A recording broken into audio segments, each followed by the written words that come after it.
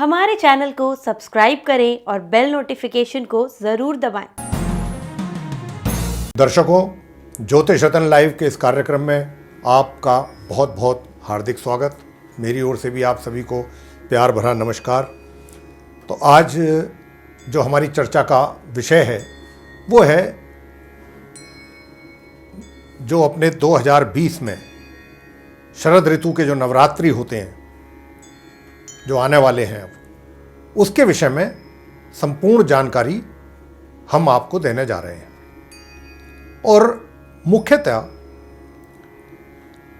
शरद नवरात्रि कब से आरंभ होने हैं और क्या घट स्थापना का जो शुभ मुहूर्त है उसके विषय में बताएंगे, और घट स्थापना या कलश स्थापना उसका शुभ मुहूर्त क्या है, साथ ही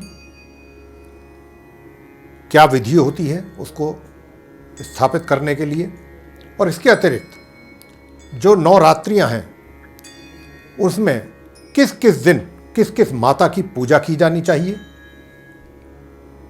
इसकी भी जानकारी आपको देंगे। और अंत में जो अष्टमी है और नवमी है वो किस किस दिन पड़ रही हैं, वो आप लोगों ने किस किस दिन अष्टमी मनाना है, किस दिन नवमी मनाना है, इसकी भी आपको जानकारी दी जाएगी। तो आइए मित्रों, आज के इस कार्यक्रम में हम आपके साथ माह अक्टूबर 2020 की जो 17 तारीख दिन शनिवार से आरंभ होने वाले शरद नवरात्रि के विषय में चर्चा कर रहे हैं। और ये नवरात्रि पर्व जो है आश्विन मास की शुक्ल पक्ष की प्रतिपदा से आरंभ हो रहे हैं। इन नवरात्रि को शरद नवरात्रि के नाम से भी जाना जाता है। वो इसलिए कि ये शरद ऋतु की आश्विन मास में होने के कारण इन्हें शरद नवरात्रि के नाम से जाना जाता है। जैसा कि आप जानते हैं कि ये नवरात्रि पर्व एक हिंदू पर्व होता है, हमारे हिंदुओं के द्वारा मनाया जाता है। और नवरात्रि एक संस्कृत का शब्द है मित्रों, जिसका अर्थ होता है 9 रातें। इन 9 रातों और 10 दिनों के दौरान देवी माता के 9 रूपों की पूजा की जाती है। 10वां दिन दशहरे के रूप में भी मनाया जाता है। नवरात्रि की 9 रातों में 3 देवी, महालक्ष्मी माता, माता महासरस्वती जी और माँ दुर्गा के 9 रूपों की पूजा करने का विधान है। दुर्गा का मतलब जीवन के दुखों को दूर करने वाला।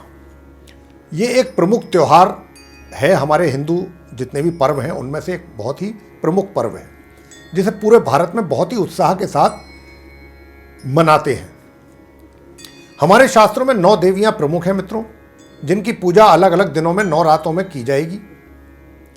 दुर्गा सप्तशती ग्रंथ के अंतर्गत देवी कवच स्तोत्र में निम्नलिखित श्लोक में मां नवदुर्गा के नाम क्रमशः दिए गए हैं। उन 9 नामों की चर्चा उस श्लोक में की गई है। किस प्रकार से हैं वो नाम, वो इस श्लोक के माध्यम से हम आपको बताएंगे, उच्चारण करेंगे उस श्लोक का। और साथ में आपको यह भी बता दें इस श्लोक का उच्चारण करने से पहले कि ये जो नवरात्रे होते हैं वैसे तो वर्ष में 4 बार आते हैं, जिनका जो 2 नवरात्रे हैं वो तो बहुत प्रचलित हैं, एक चैत्र के महीने में और एक ये आपके आश्विन मास में। ये 2 नवरात्रे, और जिसमें भी आश्विन मास का तो बहुत ही, जिनकी हम चर्चा कर रहे हैं आपसे, इनका तो बहुत महत्व है इन नवरात्रों का। और दूसरे जो आते हैं वो आषाढ़ और माघ में आते हैं, उनको गुप्त नवरात्रे कहा जाता है। गुप्त नवरात्रों में क्या किया जाता है? गुप्त नवरात्रों में जो ये अवगण वगैरह जो लोग होते हैं जो सिद्धि करते हैं, उनके वो इस नवरात्रियों में अपनी सिद्धियां प्राप्त करने के लिए इसमें ये अपनी पूजा वगैरह अनुष्ठान करते हैं। जो गृहस्थी के लोग हैं, परिवार के लोग हैं, वो ये नवरात्रि मनाते हैं, चैत्र के नवरात्रि और आश्विन मास के। तो आइए आपको जो श्लोक है जिसमें माता के 9 नामों की चर्चा है उसका उच्चारण करके आपको बता देते हैं, जो माँ दुर्गा सप्तशती के कवच स्तोत्र में ये श्लोक है। और श्लोक क्या है? प्रथमम शैलपुत्री च द्वितीयम ब्रह्मचारिणी तृतीयम चंद्र घंटेति कुष्मांडेति चतुर्थकम पंचमम स्कंद मातेति षष्ठम कात्यायनीति च। सप्तमम कालरात्राति महागौरीति चष्टमम नवमम सिद्धिदात्री च नवदुर्गा प्रकृतिता उक्तान्यतानि नामानि ब्रह्मणै महात्मना। ये है मंत्र। इसमें मां के जो 9 रूप हैं और उनके जो नाम हैं सबकी चर्चा एक एक करके आ चुकी है। मां शैलपुत्री सर्वप्रथम, फिर मां ब्रह्मचारिणी जी, माता चंद्रघंटा, माता कुष्मांडा, माता स्कंद माता, माता कात्यायनी देवी जी, माता कालरात्रि देवी जी, माता महागौरी जी और माता सिद्धिदात्री माता। और मां दुर्गा के 9 स्वरूपों की आराधना करने से जीवन में रिद्धि सिद्धि सुख एवं शांति, मान सम्मान, यश और समृद्धि इन सभी की प्राप्ति व्यक्ति को शीघ्र ही होती है।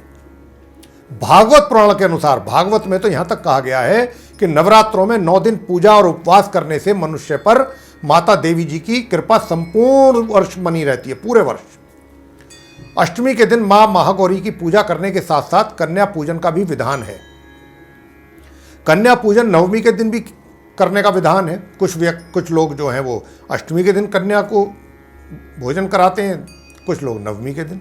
यदि कोई व्यक्ति 9 दिनों तक पूजा करने में समर्थ अपने आप को नहीं पाता है किसी भी कारण से, और वह माता के 9 दिनों के व्रत का फल पूर्ण रूप से प्राप्त करना चाहता है, तो उसे प्रथम नवरात्र तथा अष्टमी का व्रत या सप्तमी का कर लेना चाहिए। तब भी माता उसको मनोवांछित फल प्रदान करती हैं। अब आपको बताएंगे कि घट स्थापना और या फिर कलश स्थापना एक ही बात है। उसका मुहूर्त और पूजा का समय कब है? तो इस वर्ष जैसा कि हमने आपको आरंभ में ही बताया है कि नवरात्रि पूजन 17 अक्टूबर 2020 ईस्वी दिन शनिवार से प्रारंभ है। तो उस दिन प्रथम नवरात्र प्रतिपदा पड़ेगा। नवरात्रि के इस प्रथम दिन मां भगवती शैलपुत्री के रूप में विराजमान होती हैं। उस दिन कलश स्थापना के साथ साथ माता शैलपुत्री की भी पूजा की जाती है। हमारे शास्त्रों के अनुसार नवरात्रि पूजन या कलश स्थापना आश्विन शुक्ल पक्ष की प्रतिपदा के दिन सूर्योदय के पश्चात 10 घड़ी तक, यानी लगभग 4 घंटे तक, अंदाजा मतलब लगभग, या फिर अभिजीत मुहूर्त में करना चाहिए पूजन या कलश स्थापना। कलश स्थापना के साथ ही नवरात्रि प्रारंभ हो जाते हैं। यदि प्रतिपदा के दिन मित्रों चित्रा नक्षत्र हो या वैधर और साथ में वैधरती योग हो तो वह दिन दूषित माना जाता है। तो इस बार 17 अक्टूबर 2020 को प्रतिपदा के दिन चित्रा नक्षत्र तथा विष कुंभ जो है वो योग है। परंतु अगर दूसरी ओर देखें तो शास्त्रों के अनुसार ही यदि प्रतिपदा के दिन ऐसी ही स्थिति बन रही हो जैसा कि अभी आपको बता चुके हैं हम, तो फिर कलश स्थापना जो है वो अभिजीत मुहूर्त में ही करना चाहिए और नवरात्रि का पूजन भी, अर्थात अभिजीत मुहूर्त में ही कलश स्थापना और घट या फिर घट स्थापना करना चाहिए, वो उचित होता है। और इस वर्ष अभिजीत मुहूर्त जो है वो 11:48 से सुबह 12 दोपहर 36 तक रहेगा। इस समय धनु लगन होगा जो कि द्विस्वभाव राशि कहलाती है, धनु राशि। अतः घट कलश स्थापना, घट या कलश स्थापना एवं पूजन के लिए यह सबसे उत्तम समय है। यह कलश पूरे 9 दिन जो है निर्धारित स्थान पर ही, जहां एक बार रखा जाता है वहीं पर ही रखा रहता है और रखना चाहिए, उसको इधर उधर कहीं नहीं करना चाहिए। पूरे 9 दिन तक इसी कलश के पास भक्तगणों को बैठ करके माता दुर्गा के सभी 9 रूपों की पूजा अर्चना करनी चाहिए। हमारे ज्योतिष शास्त्र के अनुसार मिथुन, कन्या, धनु तथा कुंभ राशि ये द्विस्वभाव राशि मानी गई है। और नवरात्रि में घट स्थापना या फिर कलश स्थापना और उसका पूजन इसी लगन में ही करना श्रेष्ठ माना गया है। तो ये तो था आपके घट स्थापना या कलश स्थापना एवं उसका पूजा का मुहूर्त और उसका समय। अब आपको आगे बताएंगे कि पूजा की विधि क्या होनी चाहिए, कैसे होनी चाहिए। तो उसके लिए क्या करना है कि एक चौड़े मुंह का मिट्टी का बर्तन लें आप और उसमें जौ या फिर सप्त धान्य 7 प्रकार का अनाज मिला करके उसमें बोएं। अब उसके ऊपर कलश में जल भरकर तथा कलश में कलावा बांधकर उस पर रख दें तथा उस पर अशोक के पत्तों को कलश के ऊपर इस प्रकार रखना है तथा नारियल को लाल कपड़े में लपेटकर कलश के ऊपर पत्तों के बीच में रखना है। नारियल में भी कलावा बांधना है। घट स्थापना से पहले पूरे स्थान को गंगा जल छिड़क करके पहले शुद्ध कर लिया जाए। जहां पर भी आपने ये पूजा अर्चना करनी है, जहां घट स्थापना करनी है, उस स्थान को पहले गंगा जल छिड़क करके शुद्ध कर लें। उसी स्थान पर फिर अपनी कुलदेवी जो भी हैं आपके कुलदेवी, उनका चित्र और माँ भगवती दुर्गा माता का प्रतिमा रख लें और वहाँ फिर आपने ये पूजा आरंभ करनी है। माँ दुर्गा के मंत्रों का आपने वहाँ पर जप करना है। इस मंत्र का जप करने से माँ देवी तो प्रसन्न आपके ऊपर होती ही, उनकी कृपा तो आपको प्राप्त होती ही है, साथ ही जो 9 ग्रह हैं उनकी भी कृपा आपके ऊपर बनती है, वो भी प्रसन्न होते हैं इस मंत्र के जाप से। मंत्र क्या है? मंत्र बहुत सरल, बहुत आसान, हर कोई इस मंत्र को कर सकता है, बच्चा हो या बड़ा हो। ओम ह्रीम धुम दुर्गाय नमः, ये मंत्र है। अब इसके एक एक अक्षर का हम आपको अर्थ समझा देते हैं। सर्वप्रथम हमने कहा ओम। ओम का से क्या हुआ? ओम का मतलब हुआ कि सूर्य ग्रह की ओर से मनुष्य को ऊर्जा प्राप्त होती है जब आप ओम निकालते हैं, उच्चारण करते हैं, तथा सकारात्मक सोच होती है आपकी, पॉजिटिव थॉट्स होते हैं आपके, जो भी आप मतलब जो सोचते हैं वो पॉजिटिवली सोचते हैं। ह्रीम, ह्रीम का अर्थ हुआ कि चंद्रमा मजबूत होंगे आपके अगर ह्रीम का उच्चारण होगा आपके मुंह से। जीवन में शांति और स्थिरता बनेगी आपके चंद्रमा के प्रसन्न होने के कारण। उसके बाद जो है दुम, ओम ह्रीम दुम, तो दुम आया तो दुम का अर्थ हुआ मंगल की ओर से शक्ति और हिम्मत आपको प्रदान होगी। में क्या हुआ कि बुध ग्रह मनुष्य की बुद्धि को तीव्र करता है, दुर्गा अर्थ ये हुआ। उसके बाद गा, दुर्गाए, तो गा आया, गा का अर्थ हुआ बृहस्पति ग्रह की ओर से ज्ञान और धन की प्राप्ति व्यक्ति को होती है। दुर्गा ये का अर्थ हुआ शुक्र ग्रह की ओर से मनुष्य को सभी सुख साधनों की प्राप्ति भी होती है। ओम ह्रीम दुम दुर्गाए, ये हो गया। नमः, तो न आया, न का अक्षर का अर्थ हुआ शनि ग्रह आपके ऊपर प्रसन्न होते हैं, उनकी कृपा आपके ऊपर बनती है। नमः, महा का मतलब हो गया राहु और केतु, उसके जो पाप प्रभाव हैं वो समाप्त होते हैं, उनमें कमी होती है। और इसके अतिरिक्त ये जो आपने जो जाप हमने बताया मंत्र, इसका जाप ये कम से कम 1 माला अन्यथा 3 माला प्रतिदिन करें आप, वहीं पर बैठ करके जहां आपने माता की प्रतिमा रखी है और घट स्थापना की है, वहीं बैठ करके करनी है आपने। और जब ये मंत्रों का उच्चारण कर लें तो फिर माँ दुर्गा सप्तशती का पाठ करना है। माता को लाल चुनरी आपने चढ़ानी है, पुष्पों की माला उनके ऊपर चढ़ानी है, चरणों में चढ़ानी है उनके। देशी घी का दीपक आपने जला के रखना है, और ये ऐसा जला के रखना है कि 9 दिन 9 रात लगातार जलते रहना चाहिए, उसमें घी बराबर डालते रहिए। पूजा का शुभारंभ आप संकल्प के साथ करें। अब आपको अंत में यह भी बताते हैं हम कि किस दिन किस तिथि को कौन सी माता की पूजा की जाती है। तो जैसा कि कहा 17 अक्टूबर से नवरात्रि आरंभ है, तो उस दिन प्रतिपदा होगी, प्रथमा तिथि होगी, तो उस दिन का माता शैलपुत्री जी का पूजन होता है। और उन्हें गाय के घी का भोग लगाएं आप, उन्हें बहुत प्रिय है गाय का घी, और उसके अतिरिक्त आप उनको अनार के फल का भी भोग लगाएं, यह इनका प्रिय फल है। आप इस दिन मोती रतन धारण, जिन व्यक्तियों को रतन धारण करने हैं उनको भी बता देते हैं साथ साथ कि इस दिन मोती रतन धारण किया जा सकता है। उससे अगले दिन द्वितीय तिथि है, इस दिन माँ ब्रह्मचारिणी जी का पूजन करें तथा उनको शक्कर का भोग लगाना है। साथ ही 2 सेब फल, एप्पल, वो उनको चढ़ाना है, उनको एप्पल बहुत पसंद है, माता ब्रह्मचारिणी जी को बहुत प्रिय है। और इस दिन आप मूंगा रतन धारण कर सकते हैं। 19 अक्टूबर को दिन सोमवार होना है, तिथि तृतीया होनी है, और इस दिन माँ चंद्र जो घंटा है, चंद्र घंटा, उनका पूजा आराधना होती है तथा माता को दूध एवं सफ़ेद मिठाइयों का भोग आप लगाएं, साथ ही 3 केलों का भी भोग लगाएं। और इस दिन आप ओपल या हीरा रतन धारण कर सकते हैं। 20 अक्टूबर दिन मंगलवार को चतुर्थी तिथि है, इस दिन आप माता कुष्मांडा की पूजा करें तथा माता को मालपुए का भोग लगाएं, उन्हें मालपुए बहुत प्रिय हैं, और साथ ही 4 नाशपाती भी उनके चरणों में चढ़ाएं। इस दिन आप रूबी या माणिक रत्न भी धारण कर सकते हैं। 21 अक्टूबर उस दिन पंचमी होगी, दिन बुधवार, और इस दिन आप माता स्कंद माता की पूजा करनी है। आपको माता को भी केले का भोग लगाना है, साथ ही 5 गुच्छे अंगूर के आपने उनको चढ़ाने हैं, और आप इस दिन पन्ना रत्न धारण कर सकते हैं। फिर षष्ठी तिथि आएगी 22 अक्टूबर को, गुरुवार को। इस दिन आप माता कात्यायनी जी की पूजा होगी। माता को इस दिन शहद का भोग लगाना है आपने, साथ ही 6 अमरूद भी उनके चरणों में चढ़ाने हैं। इस दिन आप पुखराज रत्न धारण कर सकते हैं। 23 अक्टूबर को सप्तमी, दिन शुक्रवार, और इस दिन आप माता कालरात्रि जी की पूजा करें तथा उन्हें गुड़ का भोग लगाएं।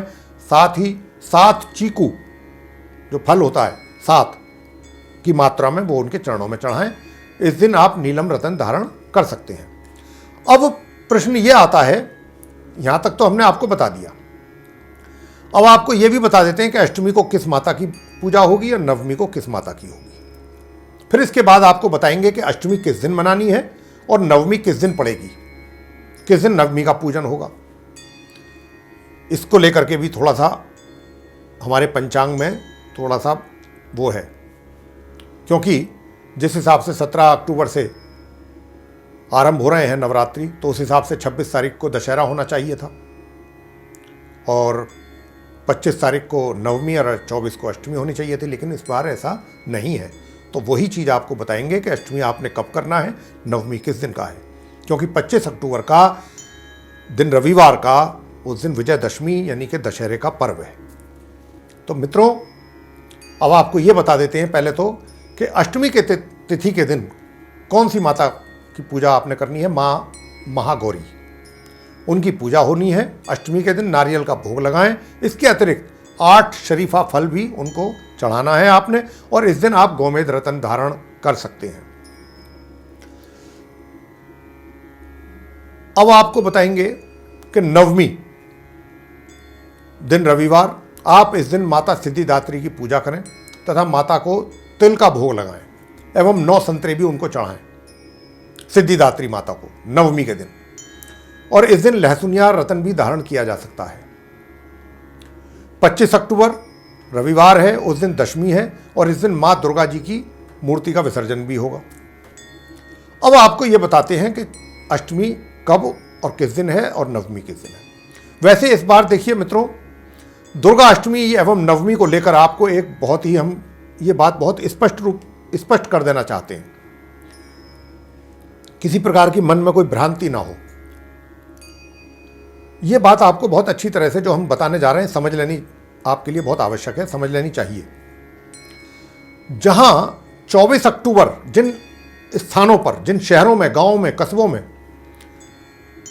24 अक्टूबर 2020 को अष्टमी तिथि 1 घड़ी से अधिक सूर्योदय के बाद, यानी कि सूर्योदय के बाद जिन शहरों में, कस्बों में 24 अक्टूबर के दिन अष्टमी तिथि 1 घड़ी से अधिक हो,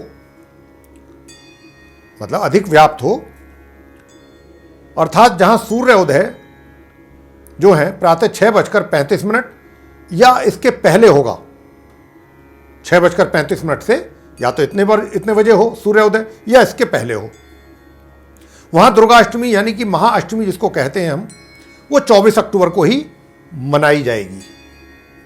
जहां पर मैं एक बार अपनी बात को दोबारा से रिपीट कर देता हूं, दोहरा देता हूं कि जिन स्थानों पर सूर्य का उदय, सनराइज 6:35 पर हो या उससे पहले होगा, वहां दुर्गाष्टमी 24 अक्टूबर को ही मनाई जाएगी। और जिन जगहों पर सूर्योदय 6:35 के बाद होगा, वहां पर दुर्गाष्टमी जो है वो 23 अक्टूबर को मनाई जाएगी। तो आप अपने शहर का सूर्योदय का समय अवश्य देख लें, और जैसा हमने आपको बताया है उसी के अनुसार आप अष्टमी और नवमी मनाएं। वैसे आपको मोटे तौर पर बता देते हैं कि पंजाब, राजस्थान, जम्मू कश्मीर, उत्तर पश्चिम हिमाचल प्रदेश, गुजरात, महाराष्ट्र आदि प्रदेशों में दुर्गाष्टमी 23 अक्टूबर 2020 को ही होनी है, जबकि शेष भारत जैसे दिल्ली, हरियाणा, उत्तर प्रदेश, पूर्वी राजस्थान, मध्य पूर्वी महाराष्ट्र तथा समस्त पूर्वी भारत में यह पर्व 24 अक्टूबर 2020 को ही मनाया जाएगा, अष्टमी का पर्व। महानवमी, महानवमी जो है देखिए अश्विन मास की जो शुक्ल पक्ष की नवमी के दिन महानवमी होती है। तो इस वर्ष 24 अक्टूबर 2020 ईस्वी को नवमी अष्टमी युत तथा साय व्यापनी है, अतः महानवमी भी इसी ही दिन मनाई जाएगी, 24 तारीख को ही। नवमी का त्यौहार भी 24 को ही है। तो जो लोग नवमी करते हैं वो नवमी करें, जो अष्टमी करते हैं वो अष्टमी करें इस दिन 24 को। वो हमने आपको सब डिटेल में समझा दिया है कि कहाँ पर 23 अक्टूबर को होनी है अष्टमी, कहाँ पर 24 को, और 25 तारीख को जैसा हमने आपको अभी बताया था विजयदशमी यानी दशहरे का पर्व है। तो ये जो चर्चा थी आपके साथ आज के इस कार्यक्रम में वो नवरात्रों को लेकर के थी। आशा करते हैं कि आपको ये प्रोग्राम हमारा पसंद आया होगा। अगर आपको पसंद आया तो आप इसको लाइक कीजिए, शेयर कीजिए तथा चैनल को भी सब्सक्राइब करना ना भूलें। साथ ही जो बेल आइकन है उसको अवश्य दबाएं ताकि जो भी आने वाले दिनों में हमारे नए कार्यक्रमों के वीडियोस हैं वो भी आप तक आसानी से पहुंच जाएं और आप उन सभी का भी लाभ समय अनुसार प्राप्त कर सकें। इसी के साथ बहुत बहुत धन्यवाद। जय माता दी।